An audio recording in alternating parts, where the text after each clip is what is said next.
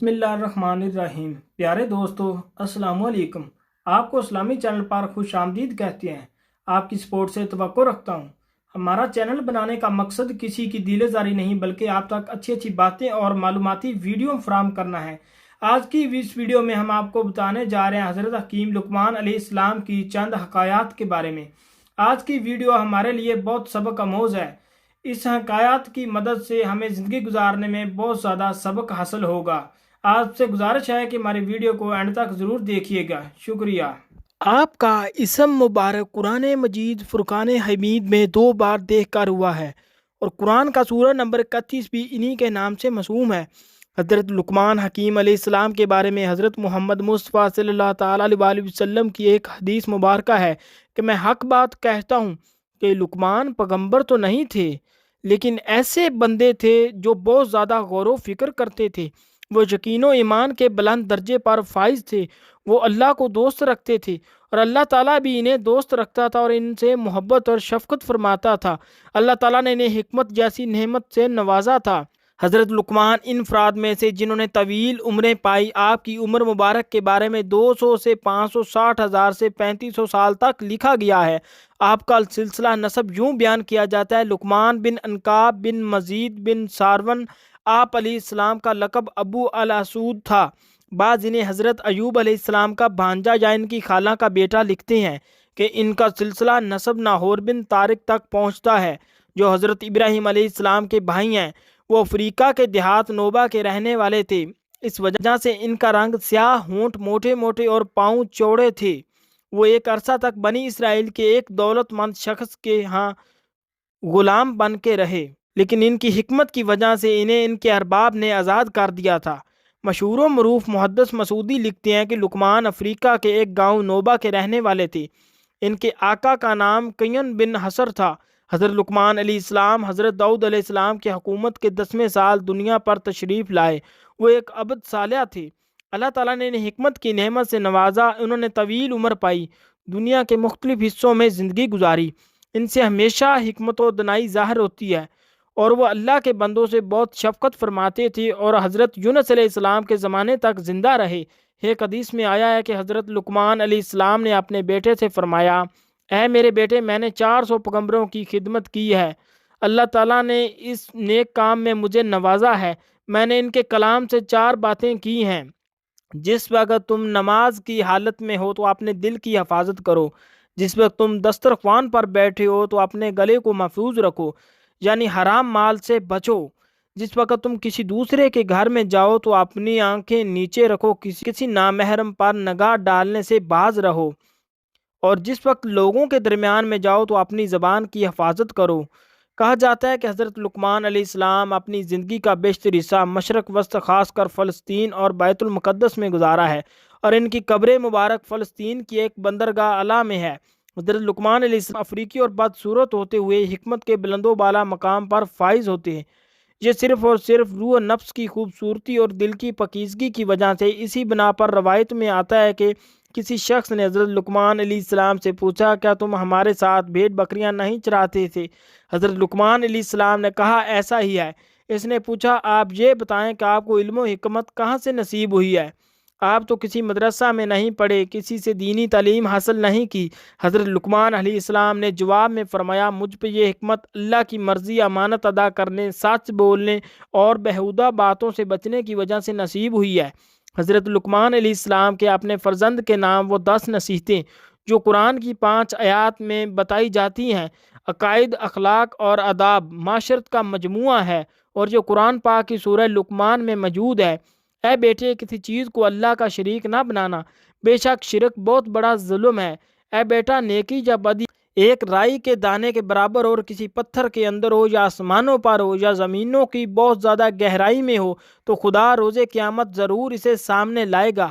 وہ لطیف بھی ہے اور باخبر بھی ہے، وہ سب کچھ جاننے والا ہے۔ بیٹا، نماز قائم کرو، نیکیوں کا حکم دو، برائیوں سے منع کرو، اور اس میں جو مصیبت پڑے اس پر صبر کرو۔ یہ بہت بڑی حکمت کا نام ہے۔ اور خبردار لوگوں کے سامنے اکڑ کر منہ نہ پھیلا دینا، زمین پر غرور کے ساتھ نہ چلنا کہ خدا اکڑنے والوں اور مغرور کو پسند کبھی نہیں فرماتا، اور اپنی رفتار میں میانہ روی سے کام لینا اور اپنی آواز کو دھیما رکھنا کہ سب سے بدتر آواز گدھے کی آواز ہوتی ہے جو لوگ پسند نہیں کرتے۔ رسول خدا صلی اللہ تعالیٰ علیہ وسلم سے منقول ہے کہ ایک دن جناب لقمان علیہ السلام دوپہر کے وقت آرام کی نیند سو رہے تھے کہ اچانک انہوں نے ایک آواز سنی، اے لقمان، کیا آپ یہ چاہتے ہیں کہ خداوند متعال آپ کو زمین پر اپنا نائب یعنی خلیفہ اور نمائندہ قرار دے تاکہ آپ لوگوں کے درمیان حق کا فیصلہ کریں؟ جناب لقمان علیہ السلام نے جواب میں کہا، اگر میرا پروردگار مجھے اختیار دے تو میں راہ عافیت قبول کروں گا اور اس کا شکر بجا لاؤں گا اور اس بہت بڑے امتحان کے لیے تیار نہیں ہوں گا، لیکن اگر حکم ہو تو اسے دل و جان سے قبول کروں گا، کیونکہ میں جانتا ہوں کہ اگر تو میرے کاندھوں پر ایسی ذمہ داری ڈالے گا تو ضرور ضرور میری مدد بھی فرمائے گا اور مجھے لہشوں سے محفوظ رکھے گا۔ فرشتوں نے کہا، اے لقمان، قضاوت کی ذمہ داری کیوں قبول نہیں کرتے ہو؟ جناب لقمان علیہ السلام نے کہا، کیونکہ لوگوں کے درمیان قضاوت کرنا سخت ترین منازل اور اہم ترین مراحل میں سے ہے، اور ہر طرح سے ظلم و ستم کی امواج اس کی طرف متوجہ ہیں۔ اگر اللہ تعالیٰ انسان کی حفاظت کرے تو وہ قابل نجات ہے، اور وہ غلط راستے پر چال نکلے تو بحشت کے راستے سے منحرف ہو جاتا ہے، محروم رہ جاتا ہے۔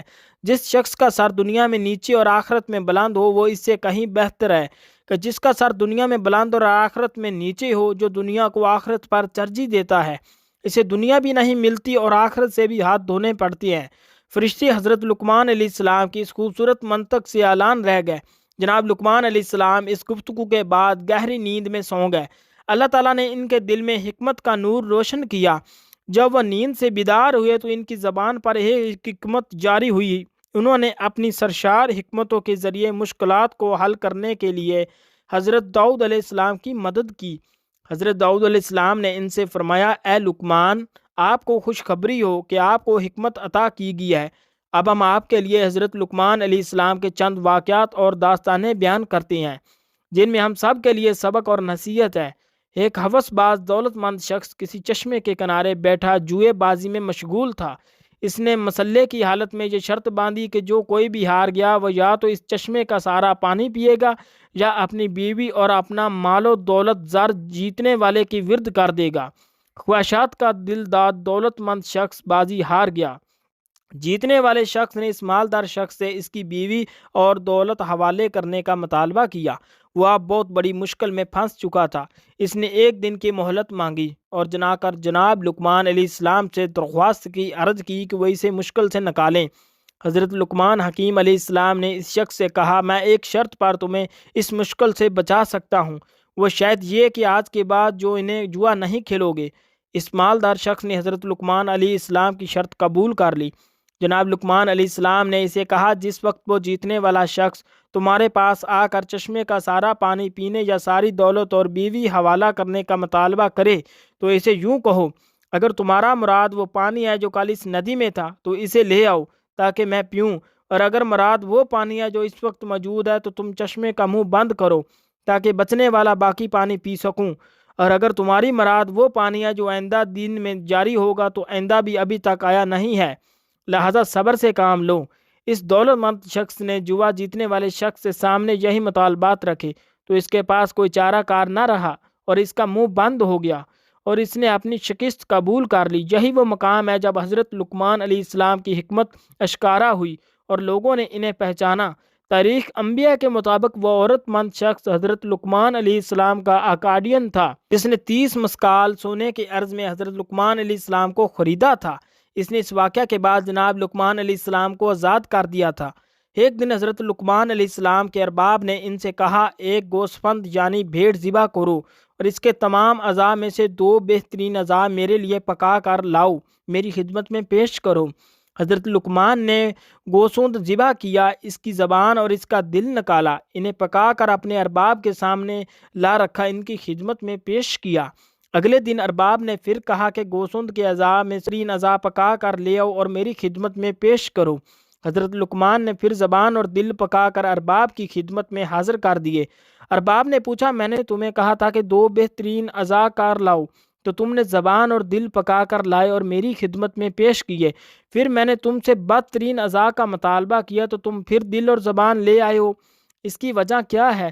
حضرت جناب لقمان حکیم علیہ السلام نے کہا، اگر یہ دونوں عضو پاک ہوں تو بہترین ہے، اور اگر یہی پلید ہوں تو بدترین ہے۔ ایک دن جناب لقمان کا آقا بیت اللہ خلا میں گئے ہوئے کافی وقت گزر چکا تھا۔ جناب لقمان نے بلند آواز سے کہا، بیت اللہ خلا میں زیادہ دیر بیٹھنا درد جگر اور بواسیر ہونے، نیز بیت الخلا کی الوداع حرارت مغز میں جذب ہونے کا موجب ہے، لہذا ایت دال کی حد تک بیٹھو اور اٹھ کر باہر آ جاؤ۔ اس کے بعد دوسروں کو سمجھانے کے لیے یہی بات بیت اللہ دروازوں پر لکھ دی گئی۔ حضرت لقمان علیہ السلام کے آقا کے بہت زیادہ باغات اور غلام تھے۔ جناب لقمان بھی ان غلاموں میں شامل تھے۔ ان کا ارباب جو قہر بین تھا، سفید رنگ اور خوبصورت غلاموں کو باغات میں پھل وغیرہ توڑنے کے لیے بھیجتا، لیکن جناب لقمان علیہ السلام کو سخت اور پست کاموں مثلاً جھاڑو وغیرہ دینے میں لگا دیتا۔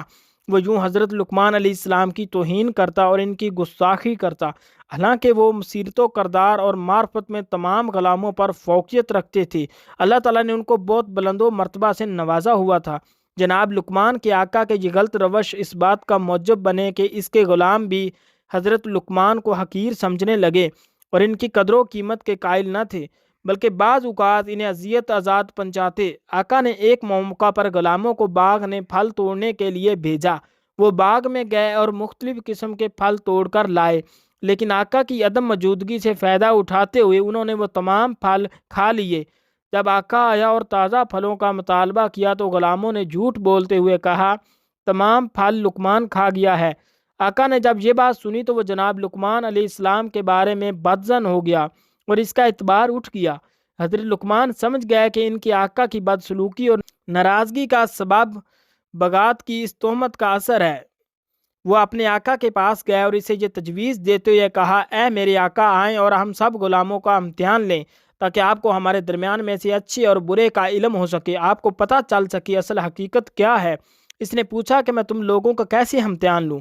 حضرت لقمان حکیم علیہ السلام کہا کہ ہم سب کو کافی مقدار میں گرم پانی دیں اور ہمیں اسے پینے پر مجبور کریں۔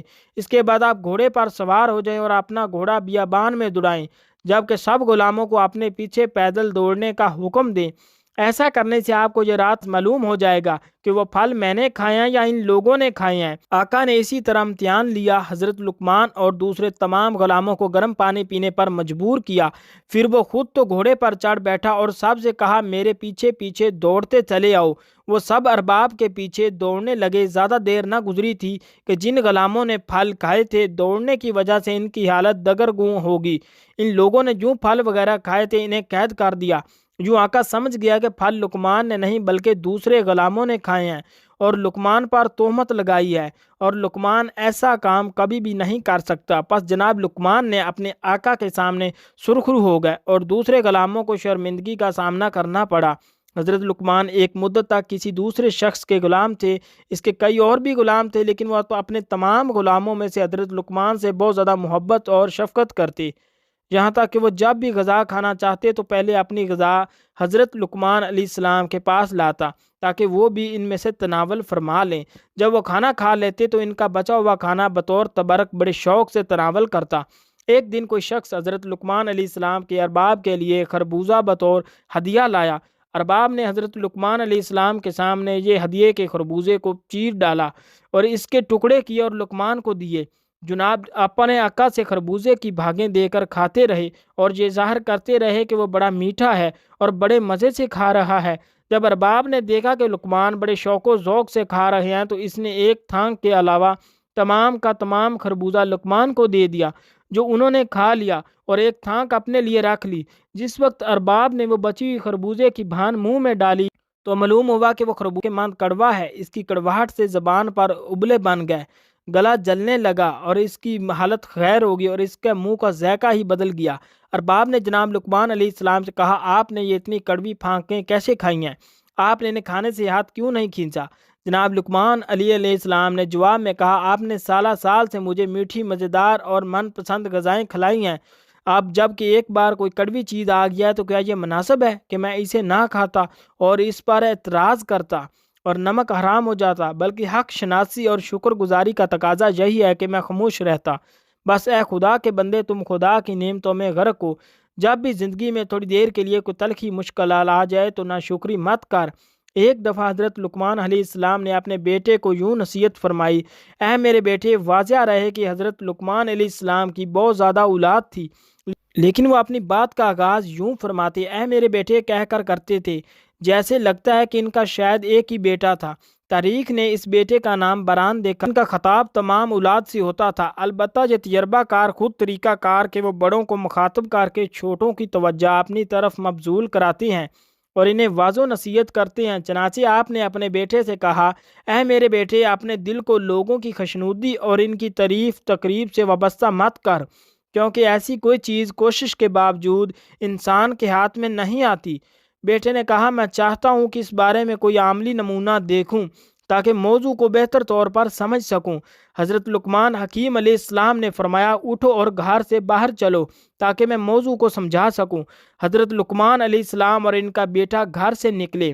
ان کے پاس ایک گدھا بھی تھا جو جناب لقمان اس پر سوار ہوئے اور بیٹا پیدل ان کے پیچھے روانہ ہوا۔ وہ چلتے چلتے ایک گروہ کے پاس پہنچے۔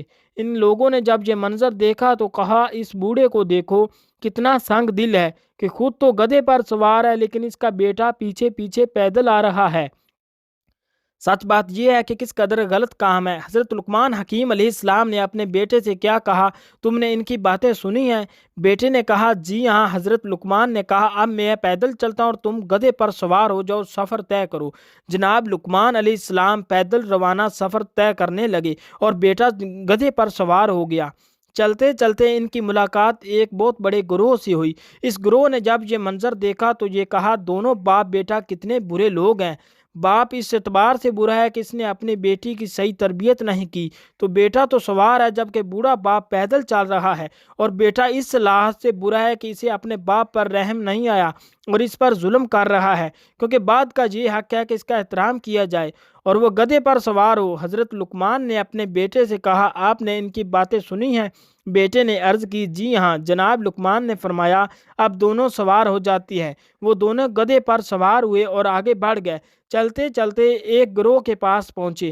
ان لوگوں نے جب یہ منظر دیکھا تو ان دونوں سواروں کے دل میں ذرا برابر رحم نہیں ہے کہ دونوں نے بے زبان حیوان پر کس طرح ظلم اور تشدد کیا ہوا ہے اور دونوں اس پر سوار ہیں۔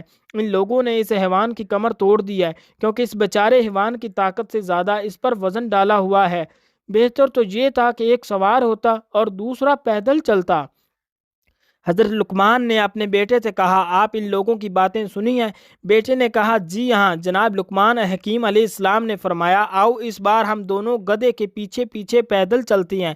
دونوں گدھے سے اترے اور اس کے پیچھے پیدل روانہ ہوئے۔ وہ چلتے چلتے لوگوں کے ایک گروہ کے پاس پہنچے۔ ان لوگوں نے کہا، یہ دونوں عجیب قسم کے افراد ہیں، سواری کے ہوتے ہوئے پیدل سفر طے کر رہے ہیں اور سواری کو خالی ہوا میں ہی سفر کروا رہے ہیں۔ حضرت لقمان نے اپنے بیٹے سے فرمایا، آپ نے ان لوگوں کی احمقوں بھری گفتگو سنی ہے؟ اس نے عرض کیا، جی ہاں۔ جناب حکیم لقمان علیہ السلام نے فرمایا، کیا لوگوں کو راضی کرنے کے لیے اس کے علاوہ اور کوئی چارہ ہے؟ اب جب کہ صورتحال یوں ہے ہو تو کبھی لوگوں کی رضامندی کو اپنا محور و مقصد قرار مت دو، بلکہ خداوند قدوس کی رضا اور خوشنودی کو اپنا مقصد اور ہدف قرار دو، تاکہ دنیا آخرت میں سعادت و کامیابی حاصل کر سکو اور آپ کو اطمینان بھی حاصل ہو۔ ایک دفعہ روایت میں ہے کہ ایک دن حضرت لقمان علیہ السلام اپنے بیٹے کو 3 نصیحتیں کرتے ہوئے کہا، اے پسر جان لو، ان 3 نصیحتوں کو اپنے ذہن میں محفوظ کر لو اور ان پر عمل پیرا ہو جاؤ۔ اپنا راز اپنی بیوی کو مت بتاؤ، عوان یعنی حکمرانوں کے دفتریوں سے دوستی مت کرو، نئے اور کم ظرف دولت مند سے قرض نہ لو۔ حضرت لقمان جب دنیا سے رخصت ہو گئے تو ان کے بیٹے نے ان نصیحتوں کو آزمانا چاہا اور دیکھنا چاہا کہ ان کاموں کو انجام دینے سے کیا نقصان ہوتا ہے جن کو انجام نہ دینے کے اس کے حکیم باپ نے اسے وصیت کی تھی۔ اس نے ایک گوسون ذبح کیا، اسے ایک بوری میں ڈالا، بوری کا منہ باندھا، اسے اٹھا کر گھر لے آیا، اپنے پلنگ کے نیچے گڑھا کھودا اور اسے وہاں پر دفن کر دیا۔ اس کے بعد اپنی بیوی سے کہا، میرا ایک دشمن تھا، میں نے اسے قتل کرنے کے بعد یہاں پر دفن کر دیا ہے، محتاط رہنا اور اس راز کو پوشیدہ رکھنا اور کسی کو مت بتانا۔ اس کے بعد اپنے ہمسائے میں رہنے والے ایک دفتری سے دوستی کر لی، ہر روز اسے دعوت تانگ اور اس کا دوست مان گیا۔ اسی محلہ میں ایک نوجوان رہتا تھا، اس کا کوئی خاندانی پاس منظر نہیں تھا، اس نے محنت و مشقت سے دولت اکٹھی کی ہوئی تھی، وہ تازہ دولت مند ہوا تھا اور اپنی دولت مندی پر فخر بھی اور ناز بھی کرتا تھا۔ حضرت لقمان کے بیٹے نے اس سے کچھ پیغام قرض لیے اور انہیں گھر میں چھپا کر رکھ دیا۔ دن گزرتے رہے، ایک دن جناب لقمان کے بیٹے نے اپنی بیوی سے جھگڑا ہو گیا، اس نے او بکا شروع کر دی اور بلند آواز سے کہا، اے بدکار قاتل، اے خنزیر، تم نے ایک شخص کو بے گناہ قتل کر کے گھر میں دفن کر رکھا ہے اور اب مجھے بھی قتل کرنا چاہتی ہو؟ اس کی آواز ہمسائے میں رہنے والے اس حکومتی کے کانوں پڑی جو لقمان کے بیٹے کا دوست بنا ہوا تھا۔ وہ فوراً بادشاہ کے پاس گیا اور ساری بات کا ماجرا اور ساری داستان اس بادشاہ سے گوش و گزار کی۔ بادشاہ نے حکم دیا کہ کوئی شخص اس قاتل کو حاضر کرے۔ اسے حکومت دفتری نے کہا، میں اسے پکڑ کر لاتا ہوں۔ وہ شخص پسرے لقمان کے گھر آیا اور انتہائی ذلت و امیز طریقے سے اسے گھر سے کھینچتے ہوئے بادشاہ کے دربار میں حاضر کر دیا۔ راستے میں نئے دولت مند نوجوان نے جب جناب لقمان کے بیٹے کو اس حال میں دیکھا تو لوگوں کے سامنے انتہائی غصے کے عالم میں آ کر اسے پکڑا اور کہا، اگر تمہیں قتل کے بدلے میں قتل کریں گے تو میری رقم ڈوب جائے گی، لہذا مجھ سے لیے ہوئے درم ابھی واپس کرو۔ اس نے یوں نہ مرضی کا مظاہرہ کرتے ہوئے جناب لقمان کے بیٹے کی اہانت کی۔ بہرحال لوگ وہاں پر اکٹھے ہو گئے اور جناب لقمان کے بیٹے کو انتہائی توہین آمیز طریقے سے بادشاہ کے دربار میں حاضر کیا گیا۔ جس وقت فرزند لقمان بادشاہ کے سامنے کھڑا ہوا تھا، ان کے درمیان ہونے والی گفتگو کچھ یوں تھی۔ بادشاہ نے کہا، تم تو لقمان کے بیٹے ہو، لہٰذا مناسب نہیں تھا کہ تم قتل و غارت کے مرتکب ہوتے اور اس بات کا ارتکاب کرتے۔ فرزند لقمان نے جواب دیا، میں نے بالکل ناحق خون نہیں بہایا اور نہ ہی کسی شخص کو قتل کیا ہے۔ دفتری بولا، یہ جھوٹ بول رہا ہے، اس نے ایک شخص کو قتل کرنے کے بعد اس کا جنازہ اپنے گھر میں دفن۔ فرزند لقمان نے کہا، میں بادشاہ سے کہتا ہوں کہ حکم دے کہ یوں لوگ اس مقتول کو حاضر کریں اور وہ ایک بوری میں ہے جس میں انہیں فلاں جگہ پر دفن کیا ہے۔ بادشاہ نے حکم دیا کہ اس جنازے کو حاضر کیا جائے۔ حکومتی کارندے جناب لقمان کے بیٹے کے گھر آئے، اس کی بیوی نے دفن کی جگہ نشاندہی کی، ان لوگوں نے وہاں سے کھدائی شروع کر دی، وہاں سے ایک بوری نکالی اور منہ بند بوری بادشاہ کے سامنے پیش کر دی گئی۔ ان لوگوں نے بوری کا منہ کھولا تو کیا دیکھتے ہیں کہ وہ تو ایک گوشت بند کا لاشا ہے کہ جسے ذبح کیا ہوا ہے۔ حاضرین نے یہ ماجرا دیکھ کر حیران و پریشان رہ گئے۔ بادشاہ نے کہا، اے بدتر لقمان، تم نے گوشن کو ذبح کرنے کے بعد کیوں دفن کیا ہے؟ اس کی وجہ ہمارے سامنے صاف بیان کرو۔ اپنی بات اپنی بیوی سے مت کہو، حکومت دفتری کو اپنا دوست مت بناؤ اور تازہ ثروت مت سے قرض مت لو۔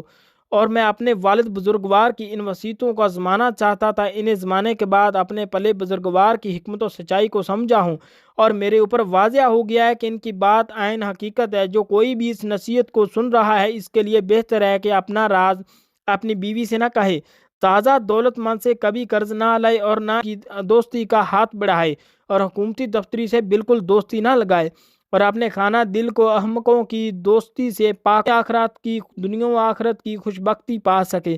اور آخرت میں حضرت لقمان کی اپنے بیٹے کو کی گئی چند اور نصیحتیں جو یقیناً ہمارے کام آنے والی ہیں۔ بیٹا، دنیا پر بھروسہ مت کرو، کیونکہ گناہ اور شیطان اس میں دنیا کو اپنے لیے زندان بناؤ تاکہ آخرت تمہارے لیے بہشت قرار پائے۔ اے پسرے جان، تم پہاڑ کو اپنی جگہ سے نہیں اکھاڑ سکتے اور ایسا کام تمہارے ذمہ لگایا بھی نہیں جائے گا، پس بلا اور مشکل کو اپنے کاندھوں پر مت اٹھاؤ اور اپنے آپ کو اپنے ہاتھوں سے ہلاک مت کرو۔ بادشاہوں کا ہمسایہ مت بننا، وہ تمہیں ہلاک کر دیں گے۔ ان کی اطاعت اور پیروی مت کرنا ورنہ کافر اور مرتد ہو جاؤ گے۔ تمہارے اندر ایمان کی ایک رتی نہیں رہے گی۔ کمزوروں اور حاجت مندوں کی ہم نشینی اختیار کرو اور ان کے ہمدم بنو۔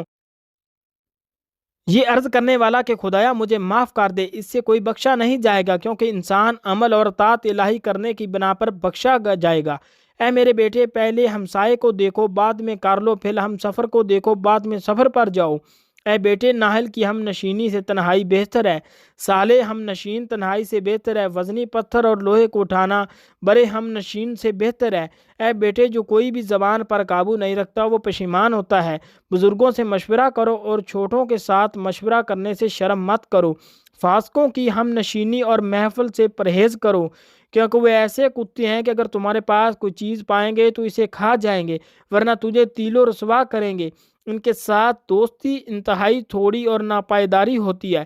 اے بیٹا جان اگر تمہیں روز قیامت کے بارے میں شک ہے تو نیند سے بیدار ہونے کے بعد آپ سے دور رکھو، جبکہ تمہارے اندر اتنی قوت طاقت نہیں ہے، اور اگر تم ان دونوں کے بارے میں غور و فکر کرو گے تو سو گے کہ تمہاری جان کسی اور کے قبضے میں ہے، کیونکہ نیند موت ہے اور نیند کے بعد بیدار ہونا موت کے بعد قیامت برپا ہونے کے ماند ہے۔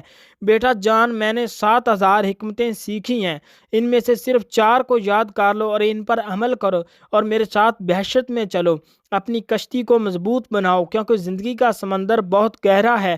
گناہوں کا بوجھ ہلکا کرو کیونکہ گزرگاہ انتہائی مشکل اور دشوار کاٹی ہے۔ سفر آخرت کے لیے کافی مقدار میں زاد و راہ مہیا کرو کیونکہ یہ سفر بہت لمبا ہے۔ اپنا عمل خلوص انجام دو کیونکہ اعمال کی جان پر دال کرنے والا بہت تیز بین اور بہت صاحب بصیرت ہے۔ پھر فرمایا تمہاری جوانی کے بارے میں سوال ہوگا کہ تم نے اپنی عمر کس راہ میں ختم کی ہے، تم نے مال کس راستے سے اکٹھا کیا ہے، اس مال کو کس راستے میں خرچ کیا ہے۔ ان سوالات کے جوابات دینے کے لیے تیار رہو۔ دنیا میں تمہارے ہاتھ سے جو کچھ نکل جائے اس پر افسوس مت کرنا، کیونکہ دنیا کو دوام نہیں اور یہ بلاؤں سے محفوظ بھی نہیں۔ بس تیار ہو ہوشیار رہو اور اپنے کاموں کو سنجیدگی سے لیتے ہوئے اپنے دل سے غفلت کا پردہ ہمیشہ کے لیے دور کرو۔ اللہ کے احسان و کرم کی طرف متوجہ ہو اور اس کی عرض میں شکر ہمیشہ اپنے دل میں توبہ کی تجدید کرتے رہو اور موت کے آنے سے پہلے فرصت سے فائدہ اٹھاؤ۔ کسی شخص نے حضرت لقمان سے پوچھا کون سا انسان بدترین؟ حضرت لقمان نے فرمایا وہ شخص بدترین ہے جسے اس بات کی پرواہ نہ ہو کہ لوگ اسے بد کردار سمجھیں گے۔ کسی شخص نے جناب لقمان علیہ السلام سے کہا تم کس قدر بدصورت ہو؟ جناب لقمان علیہ السلام نے جواب میں فرمایا تم میری شکل و صورت کی عیب نکال رہے ہو یا میری شکل و صورت کی نقاشی کرنے والے۔ اللہ تعالی ہمیں بتائے ہوئے راستے پر چلنے اور برائیوں سے بچنے کی توفیق عطا فرمائے۔ آخر میں دعا ہے کہ اللہ تعالی ہمیں اپنے راستے پر چلنے اور برائیوں سے بچنے کی توفیق عطا فرمائے اور ہمیں عمل کرنے کی توفیق عطا فرمائے، آمین۔ امید کرتا ہوں کہ آپ کو آج کی ویڈیو اچھی لگی ہوگی۔ اگر آپ کو ہماری ویڈیو اچھی لگی ہے تو ویڈیو کو لائک کریں اور مزید اس طرح کی ویڈیوز دیکھنے کے لیے ہمارا چینل سبسکرائب کر لیں۔ ملتے ہیں نیکسٹ ویڈیو میں، اجازت دیجیے، اللہ حافظ۔